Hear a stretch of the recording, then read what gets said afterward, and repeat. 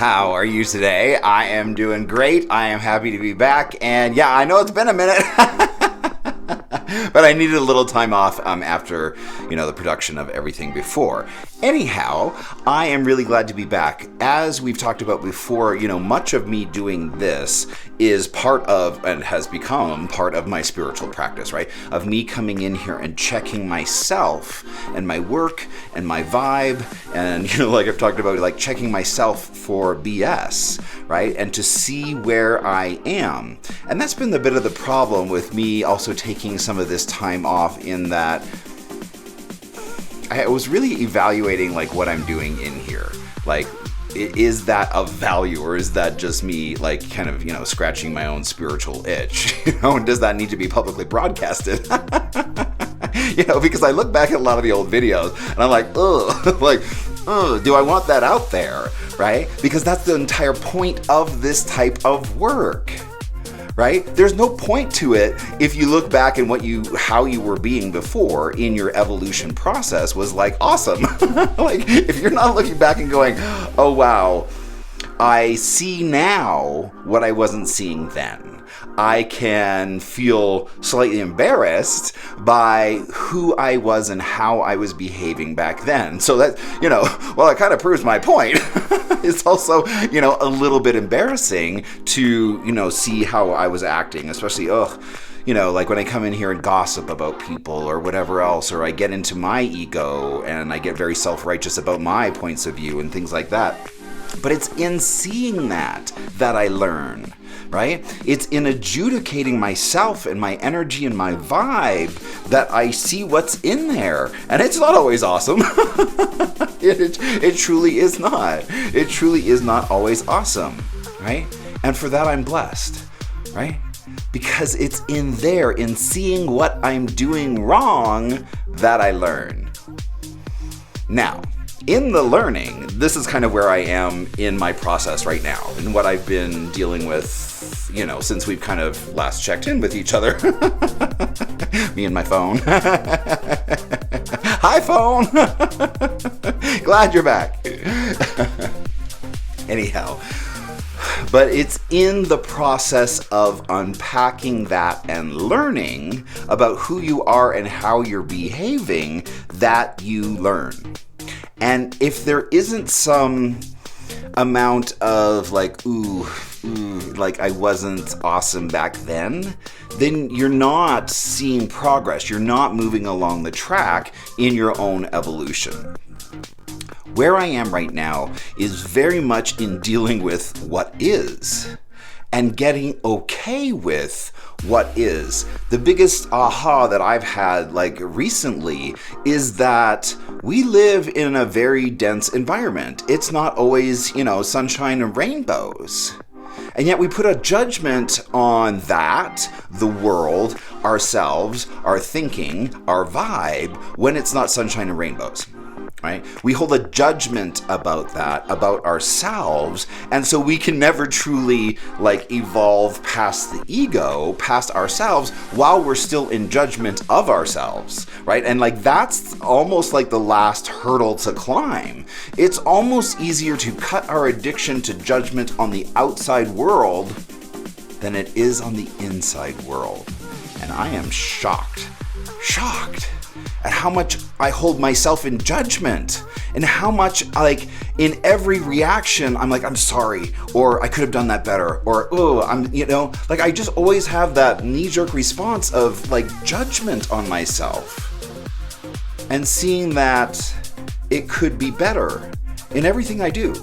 I apply that to it could be better. It could be better, right? I mean, look at what I do with groups, like we talked about before. Yeah, what the hell is this shit? Could be better, right? That's kind of always, how I arrive to situations, how I arrive to groups, how I there's always just this kernel of complaint, isn't there? Right? Nothing is ever just perfect. I never get there and oh, this is awesome. I love this. This is great. Right? But maybe I can get there. maybe I can arrive to a place and just take in all the blessings that are there for me, all the lessons that are there for me in that group, rather than, showing up and going, oh, well, what is this? This could be better. And while that might be true, that type of attitude, especially coming from a stranger to the group, is not always welcome. Right? So I get to work on that, because again, what I'm seeing is that, again, that same judgment, that same, it could be better, right? In how I apply it to the outside world, I apply to the inside world 100 times over. Like, so much more so. I mean, like, everything that I got going on, it's a lot. So people come into my universe and they're like, oh, wow, like, this is a lot. I'm like, yes, it is. It's like a creative vortex exploded, right? Between, my real estate business and my education and my quilting work and playing the piano and writing my books and being passionate about all this. Like, it's a lot. I get that. Anyhow, and for that I am blessed, right? But it's that constant need for adjudication and evolution, right? That is the double-edged sword for me right now. Because for that I am blessed, right? Having that innate, within me to want to know, because like education is super exciting. Like learning things to me, learning new things, new discoveries, new ahas, like that's super, super, super interesting and like exciting to me, right? I get really charged about doing that. But it's in applying that with a kernel of judgment, well, that gets me to excellence, in my work, because, that's just who I am. I won't settle for anything less. Like, it has to be, good. It has to be of a certain level in order for me to put my name on it, right? So, but there's an unhealthy bit there.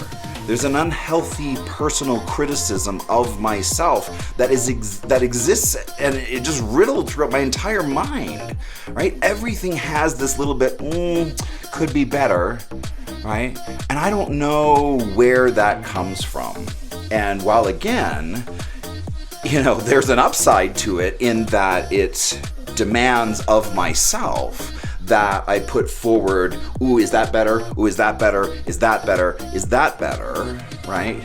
Versus, putting out work and knowing when I'm done, right? And knowing that each project, each book, each quilt is going to be a series of ahas and learnings and mess. Because that's what learning is, right? Learning is a series of mistakes till you arrive to the answer, right? It's messy, right?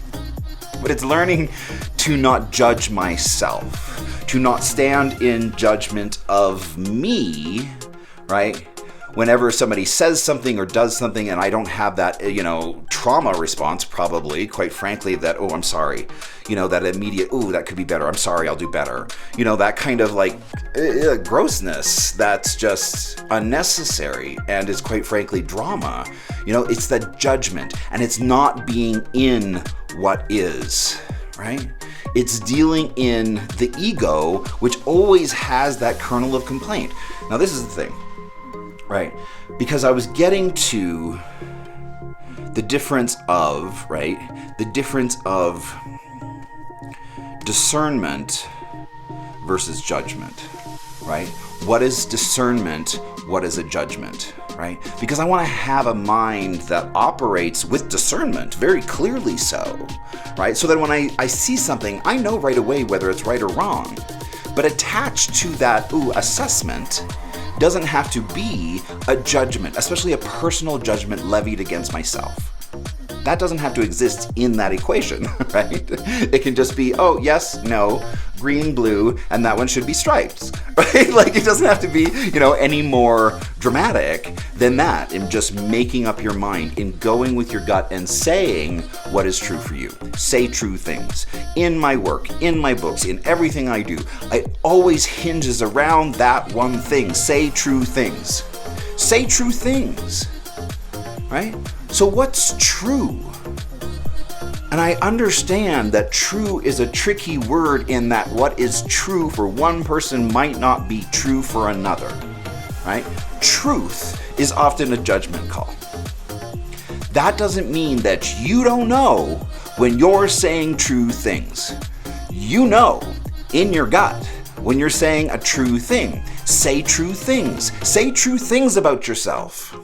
What are you good at, right? Don't always be in this place of judgment of yourself, of how could things be better, because our country thrives on that mentality. And again, while it produces excellence, it also is unhealthy, right? If you're always seeing things with judgment rather than adjudication, right? And so we gotta get really clear, because it's so slippery, right? It's so slippery. And again, the one thing that differentiates those two things, is the kernel of complaint. Judgment will always have that kernel of should be different than it is. But in spirit, we deal with what is. Because what is the expression of the intelligence of the universe manifesting itself in the present moment. So to find judgment with that, that's where crazy making starts, right?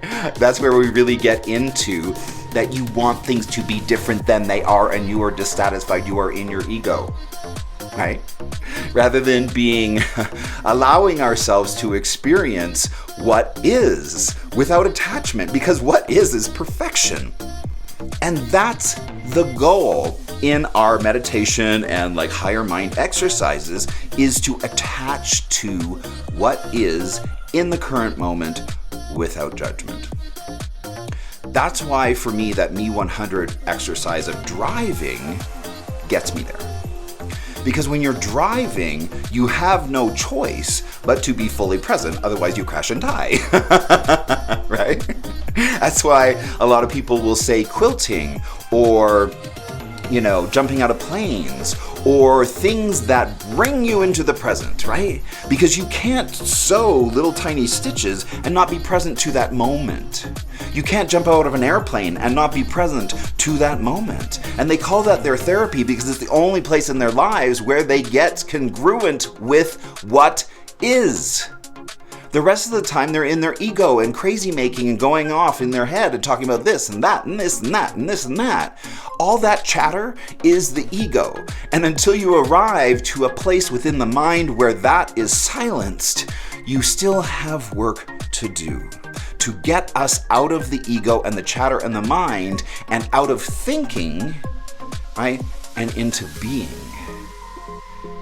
It's a whole different shift in consciousness.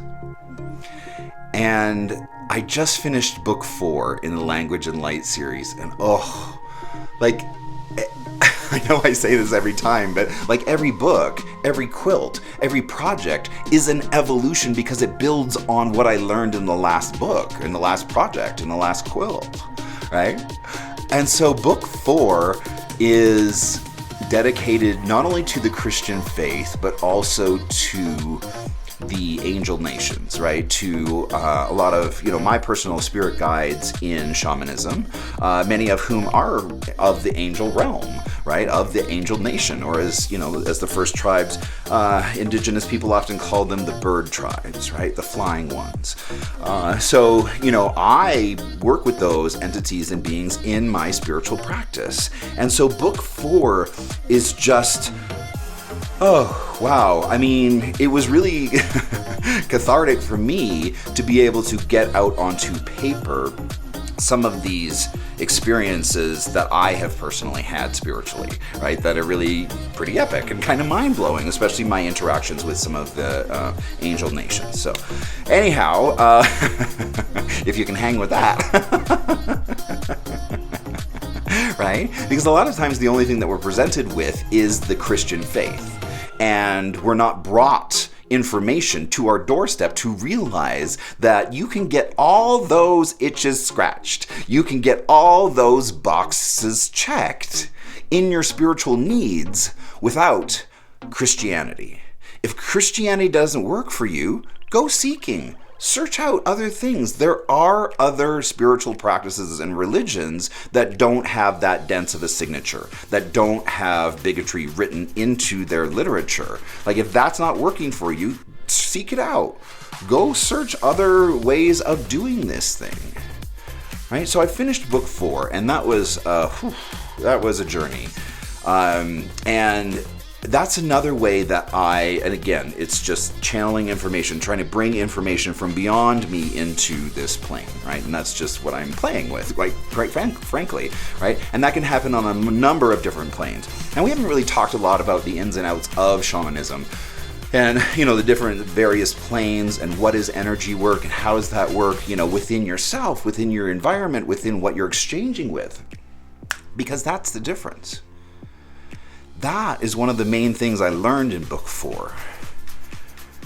Because there's 2 groups of people, and they're forced into a state of where they had to meditate for a certain number of minutes.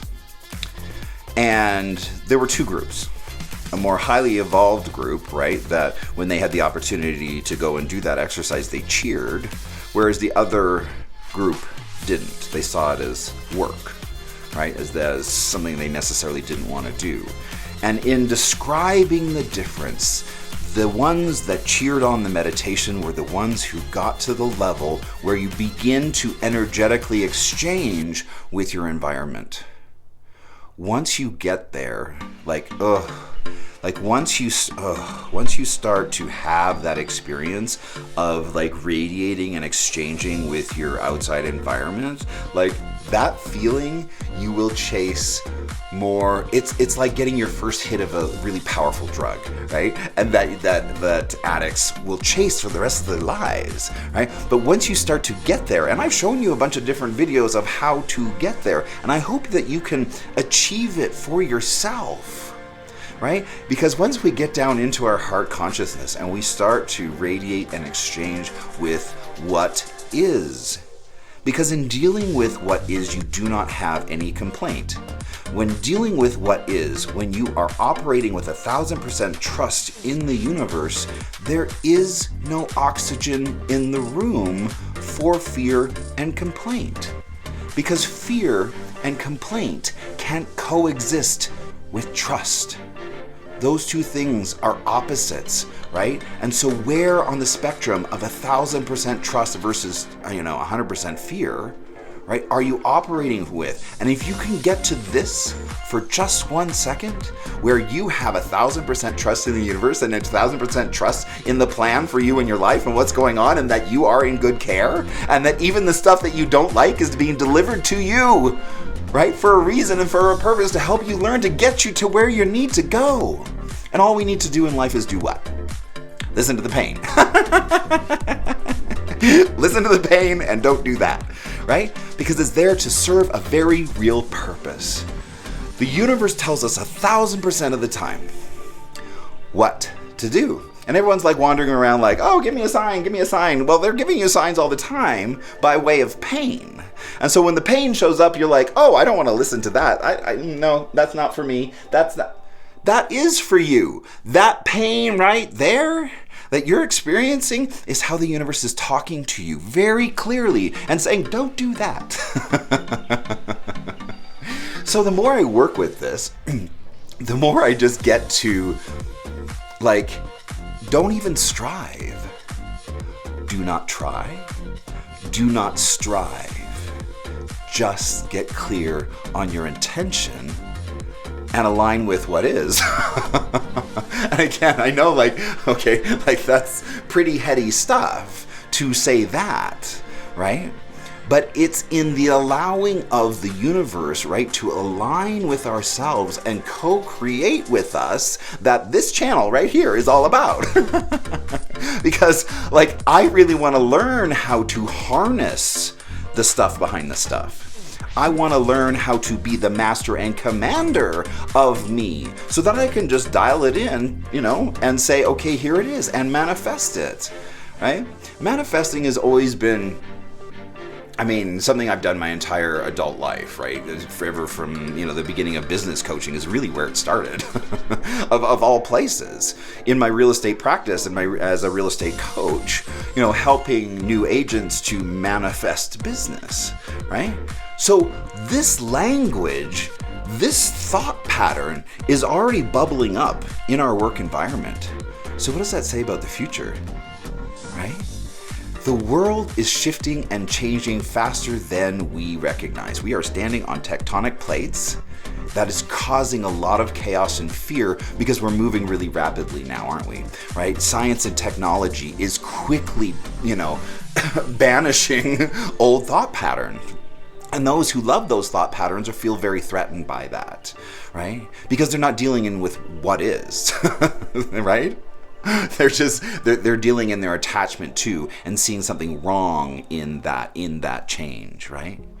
So we get to go on vacation, we get to stop striving, we get to get into alignment and ask the universe with our thoughts and intentions, right? With everything that we're doing, with all of our energy, that's it. It's in alignment with our North Star, right? Have you identified that for yourself yet?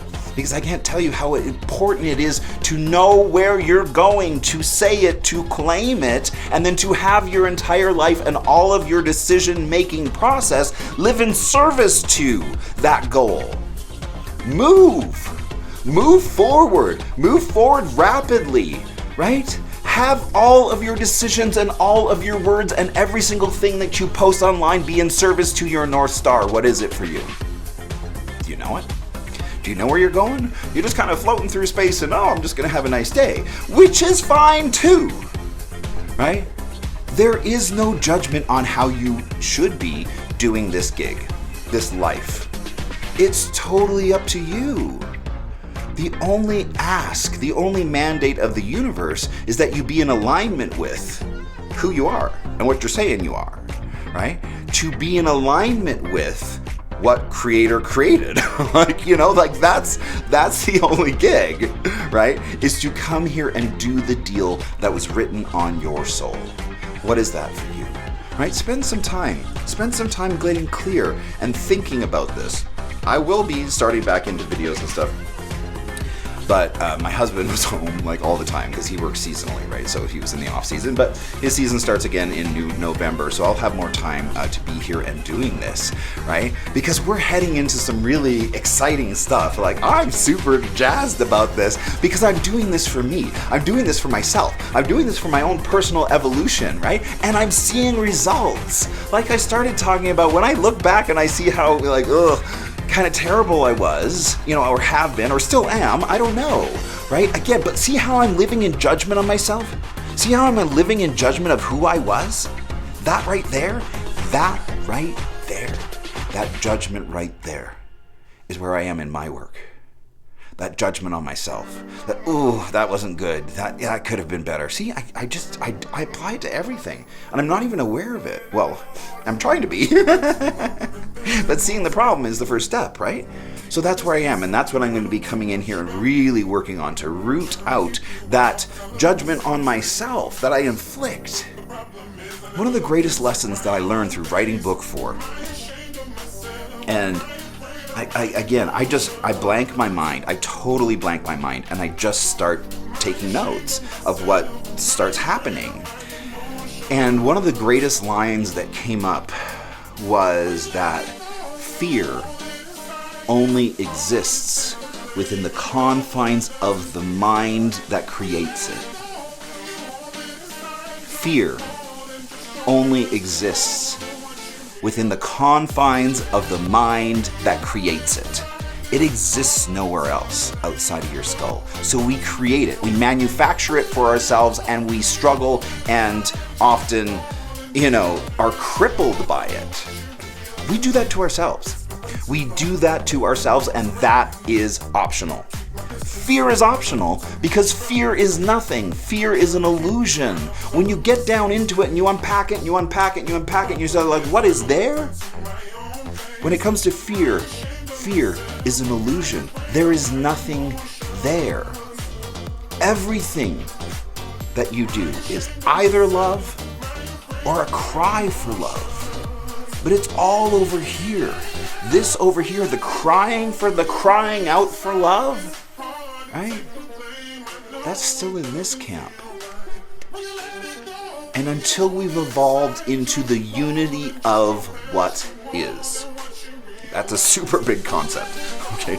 Until we evolve into the unity of what is, we cannot experience or understand life without duality. Duality in the ego mind is required. When you evolve past the ego, it slips away. It doesn't exist. There's no them versus me. It's just us. And it's in that shift of perception, again, where all fear dissipates, because you see that everything is happening for your highest and best, and that you're in good care. Anyhow, that's where we are today. I'm excited to get back into it. Oh, I want to show you my books, right? So we have Handsome Devils, which, oh my gosh, I just got the most amazing review from one of the top Amazon contributors who said I'm an important writer of the day or something. I was like, oh my God, thank you.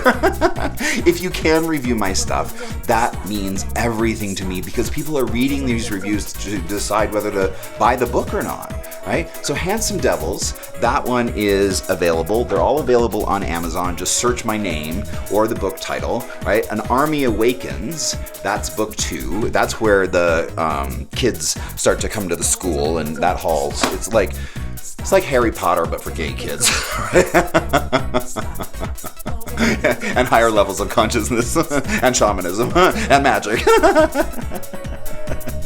So and then book 3, Where the Warrior Lives, is also available. Book 4, Christian's Rapture, is out for final editing. We should probably have that available for sale in the next month. The story of me, right, the story of Jack Daw of Foreign to Me, is probably going to be published here in the next few days, so pay attention to my Facebook page for that announcement, and it'll be coming up soon. I'm so excited because, as you know, that was the first book I ever wrote, and I've published, 3 or 4 since, but I still haven't published my first, and it's very, very, very personal because it is my own personal story.